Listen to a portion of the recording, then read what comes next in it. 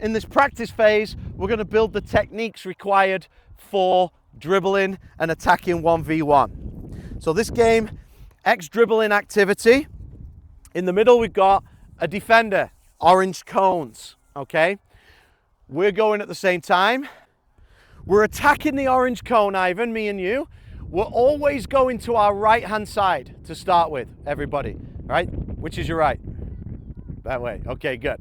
All right, so we're always going to our right. All I want you to do to start with is the first principle of beating a defender, which we established in the play phase, is dribble, change direction to your right, and then accelerate, okay? A change of direction, and then accelerate. Reset for me, Ivan. As soon as the orange players have gone past the middle cone, you guys are going. All right, orange, you're going first. Ready? Play. Change of direction, change of speed. Good. To your right. Just to change, keep it simple right now. Change direction, change speed. Always to the right. Always to the right of the cone. Yep. There you go.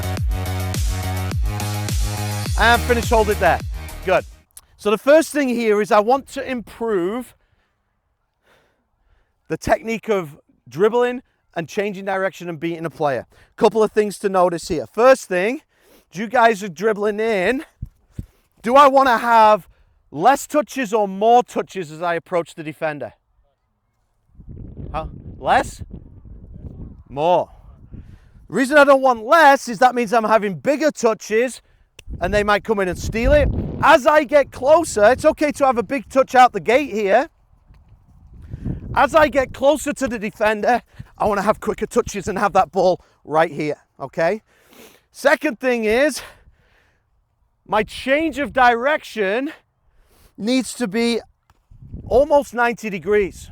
Most of you guys are trying to beat the defender with your first change of direction. And if I have this touch, can he reach that? Yeah. All right. So my first change of direction is to create the space. My second touch is my acceleration, and that's what I beat them with. So smaller touches as we get closer, change of direction almost 90 degrees, and then accelerate with that second touch. See the difference? Ready? Play.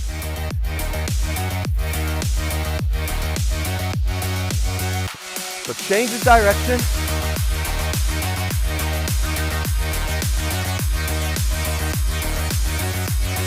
Nice, good touches there, Galen. Yes, nice footwork.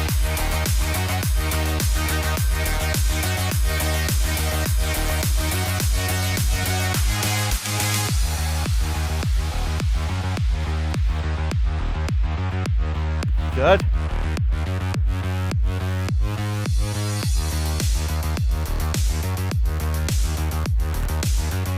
Good, and freeze, hold it there. Finish the one you're doing. So in the first play phase, we introduced the idea that if a change of direction and a change of speed isn't enough to beat a skillful defender, we might need to fake to go one way and take the ball the other, or use a different skill. So this first one is just going to be a drop of the shoulder fake, feint to go one way, and now what I want is that touch to create space is an outside touch, and then inside of your next touch or laces touch to accelerate away. Okay, so this time we're going to practice the feint. Dribble in,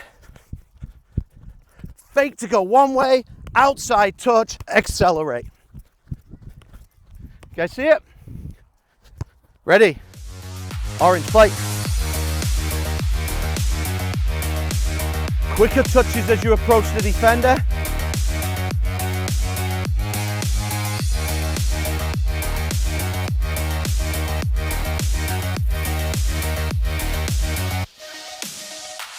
And freeze, hold it there.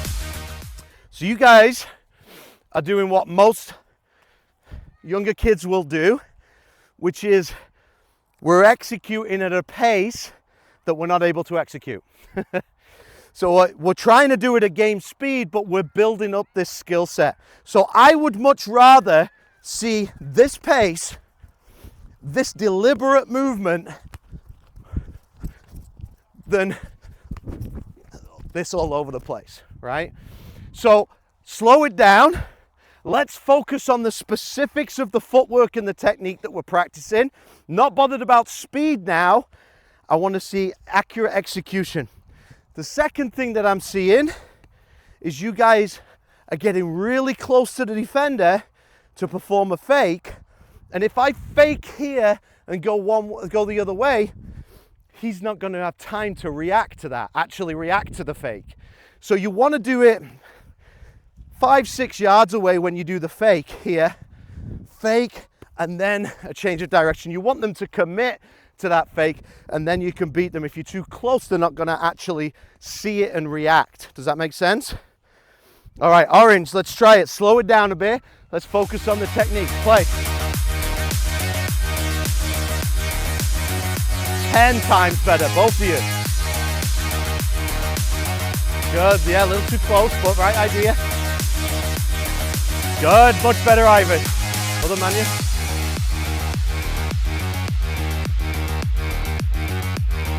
Yes, fantastic, and free, stop, stand still. Guys, excellent, much, much better. Okay, so what do you notice there is the first time I demonstrated, even though the demonstration was good, semi-good, I'm not going to, but the demonstration was good enough to show you what I wanted, right? It was done with energy, it was done with loud, everybody heard me, but what happened is we were trying to execute it too fast, it was sloppy, we weren't doing the actual movement that we wanted to improve technique, okay? So what's key in that understanding is you can give the right information, okay? But if you don't challenge players to do it correctly and correct incorrect technique, you're not going to see an improvement. You're just going to see repetition of sloppiness, right?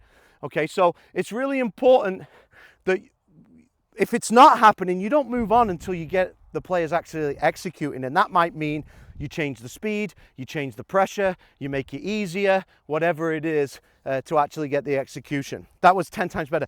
Once I saw that everybody was doing it better, what did I do? What was I doing? Well, as I saw good things happening. Lots of positive reinforcement. I was calling players by name. I was calling you out when you did it correctly. The second thing is when I paused for my next coaching point, I also made a point to give you guys a round of applause. Excellent, guys. That's exactly what we're looking for. So positive reinforcement of the behavior you want. Make a big deal, make a big example, okay? So this time we're going to do a step over, and this time we're always going to go to our left. Okay, we're always going to go to our left. So it's a dribble to the middle this time. We're going to step over the ball to go to our right, and then touch it outside of the foot to go to our left. One more time at game speed this way, dribbling, fake to go to the right, take it left, and beat the defender. Low, bend your knees. Yes, Ryan, nice. Nice. Yes, Isaiah, very good.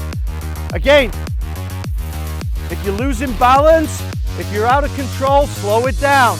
Focus on the technique. Doing a fancy skill and kicking the ball out of bounds is no good to our team. Doesn't help us on Saturday. Yes, good.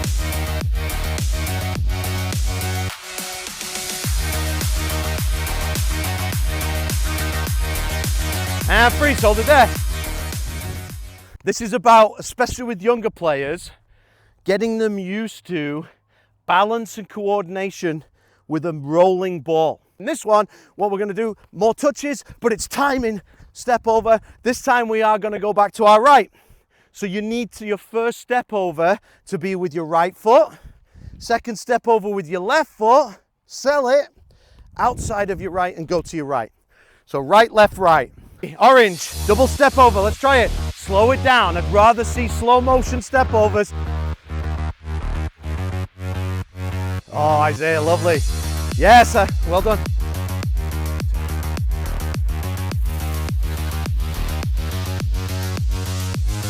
Good, Galen.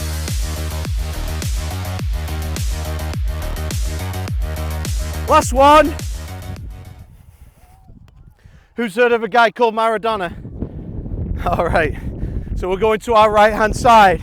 Dribbling, we're going to our right. What we're doing here is we're basically kind of stopping the ball, but as we stop, we're pulling, and 360 rotation to go around the defender. This helps you with your body protect the ball from the defender as well. Okay, so this one in here, pull, dribble through. Okay, give it a try. Orange, go. Love it, very nice. Yes, excellent. Almost, Madeline. Nice. All right, good, and hold it there. So you guys get the idea. This activity is dribbling in straight lines in an X shape.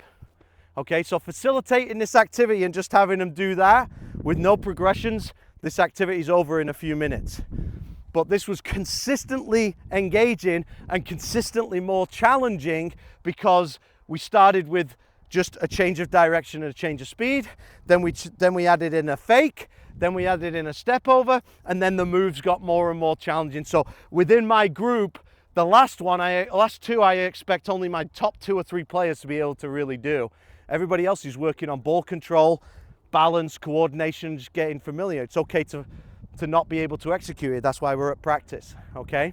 You practice 1 activity is an activity that's less game-like than your practice 2 activity because we want less pressure here in order for the players to practice the technique without failure, right? Without failure of just, if they're going to try and practice moves and as a defender just has to stand there and stick his foot out and win the ball every time, we're going to demoralize them pretty quickly, right? So that's the idea of this type of activity. Even though it's not particularly game-like, it's to give the players confidence to practice the skills that's going to make them successful when we get into the game-like situation. Make sense?